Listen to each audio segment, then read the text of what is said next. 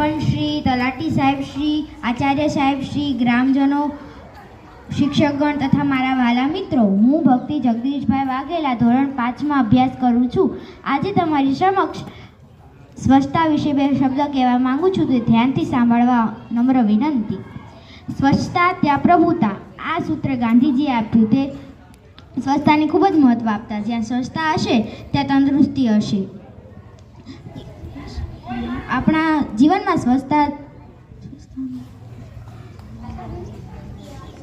ઘણું મહત્ત્વ છે. જ્યાં સ્વચ્છતા હશે ત્યાં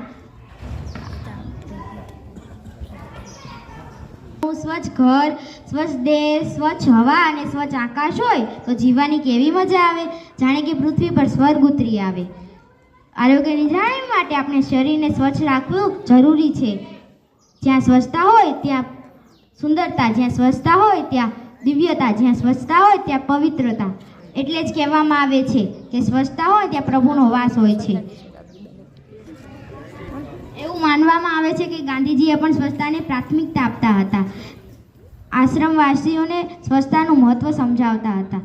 તેઓ સમૂહમાં સફાઈ કરતા હતા. હવે દિવસે ને દિવસે ગંદકી વધતી જાય છે. આપણે આ ટેવ સુધારવી જોઈએ. ગમે ત્યાં લોકો થૂકે, ગમે ત્યાં કચરો નાખે, ગમે ત્યાં કચરાપેટી હોય પરંતુ કચરો નાખવાની તસ્તી નથી લેતા. સુધારવી જોઈએ.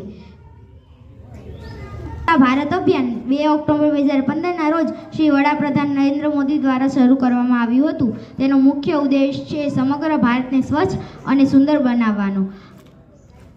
આપણી ઘણી કુટેવો છે. ગમે ત્યાં કુદરતી હાજરત છીએ, ગમે ત્યાં કચરો નાખીએ છીએ, પાણી પિચકારી મારીએ છીએ,